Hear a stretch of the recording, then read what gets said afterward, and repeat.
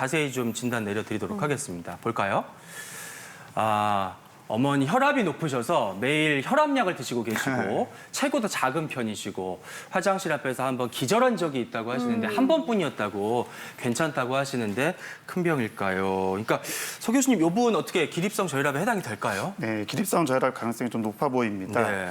일단은 기립성 저혈압은 일단은 사람이 누워 있거나 앉아 있으면 피가 이제 전반적으로 잘 돌게 되는데 갑자기 팍 일어나면 중력에 의해서 피가 아래로 쏠립니다. 근데 건강한 사람들은 그런 피가 아래로 쏠리는 걸 막아주는데 나이가 많고 체구가 적고 혈압이 평상시에 낮게 유지되는 경우에 있어서는 머리까지 그 피 흐름을 갖다가 유지를 못하게 됩니다. 그러면서 혈압이 떨어지면서 어지럽게 되고 심지어는 실신하게 되는데 화장실을 가면서 어지럽고 실신하거나 또 화장실 용변 보면서 실신하는 경우가 미주신경성 실신인데 기립성 저혈압이 있는 경우 아주 빈번하게 동반되는 경우가 있기 때문에 이분은 기립성 저혈압 가능성이 높겠고요.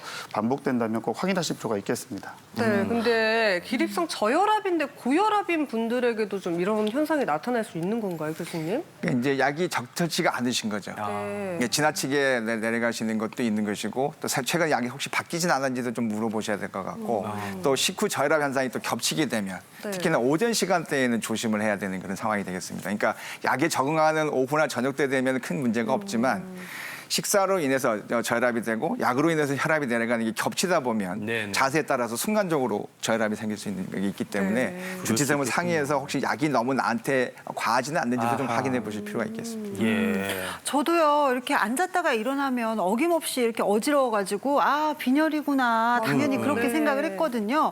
근데 빈혈인지 기립성 저혈압인지는 어떻게 구분을 할 수 있는지 선생님 좀 알려주세요. 네. 빈혈은 정도에 따라서 증상이 다양합니다. 약한 빈혈은 증상이 거의 없기도 하고요. 빈혈이 심한 경우에 이제 어지러움증을 동반하는데요. 기립성 저혈압 앞에서 말씀드린 것처럼 앉았다 누웠다 팍 일어날 때 생기는 어지러움증이 대표적인 증상이 되겠고요.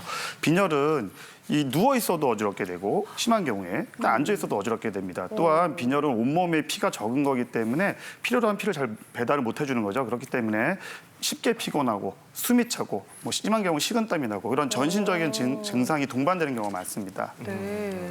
참 본인 스스로 판단하기에는 너무나 애매한데 헷갈려요. 이런 증상이 있으면은 이 질환을 의심해봐라. 우리 세 분 교수님께서 일목요연하게 정리해 오셨다고 네. 들었어요. 판넬로 좀 확인해 보도록 하겠습니다. 세 분 교수님 판넬을 하나, 둘, 셋 들어주세요.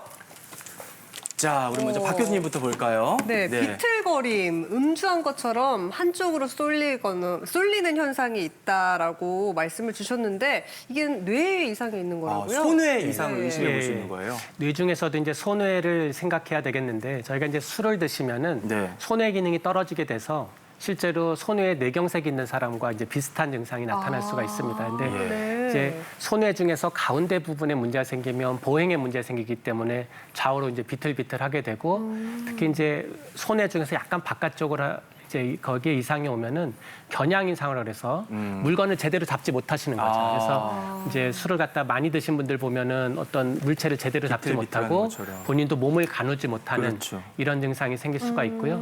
예. 다만 이제 손해 이상이 있을 때는 기억력이나 물론 이제 음주에서는 이제 기억력 같은 건 떨어질 수 있겠지만 손해 이상만 있다면 기억력이나 이런 그런 고위 기능 쪽에는 네. 문제가 없기 때문에 계산하신다든지 이런 데는 이제 아무런 이상이 없겠습니다. 네. 그리고 뇌에 이어서 우리 서 교수님은 또 어떤 부분을 짚어주셨을지 한번 네. 보면 눈앞이 캄캄해지면서 어지럽거나 실신을 한다면 호흡곤란, 두근거림을 또 의심해 볼 수 있다. 이런 증상들이 다 같이 있다면은 어딘가를 의심해 봐야 되는데 네, 그 어디가 그렇죠. 어딜까요, 교수님? 네, 심장은 이제 평생도로 심장. 펌프 기능을 하면서 온몸에 혈액을 공급합니다.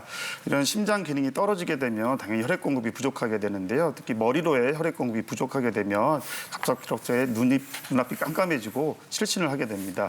심장 기능이 떨어지게 되기 때문에 호흡곤란이라든지 또 부정맥이 있는 경우에는 두근거림이 동반되게 되는데요.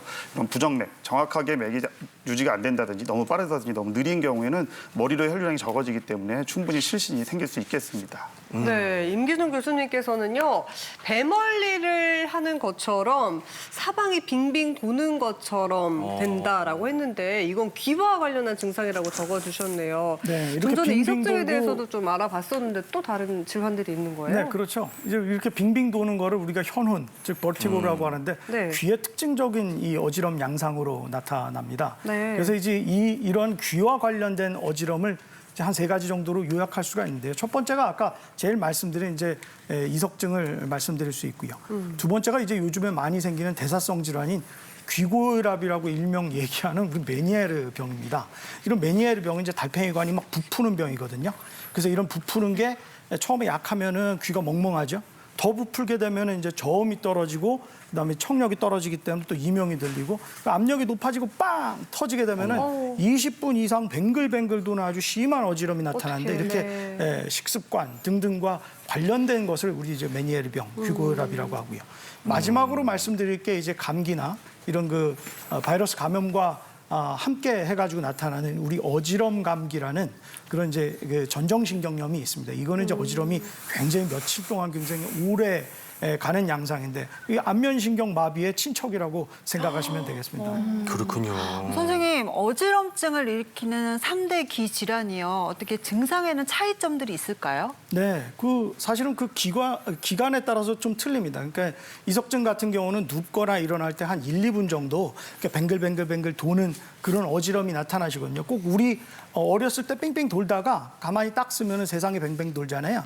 그런 어지럼이 자꾸 나타나시는데 한 1, 2분 정도로 나타나고요.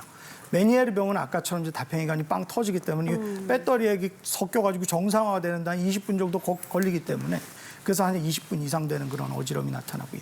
전정신경염은 한쪽의 어지럼 신경, 즉 어지럼 기관이 완전히 망가져서 양측의 어지럼 불균형이 오는 거기 때문에 이건 수시간에서 수일 동안, 며칠 동안 계속 어지러울 수 있어요. 이런 경우는 눈앞이 뭐 계속 움직이기 때문에 안진이 생기고 컴퓨터나 TV, 뭐 책도 볼 수가 없고 일상생활을 할 수가 없죠. 이런 경우에는 한 4박 5일 정도 입원해서 치료하는 거를 권하고 스테로이드나 항바이러스제, 그다음에 이제 MRI를 찍어보거나 이런 몇 가지 치료를 하게 됩니다. 네.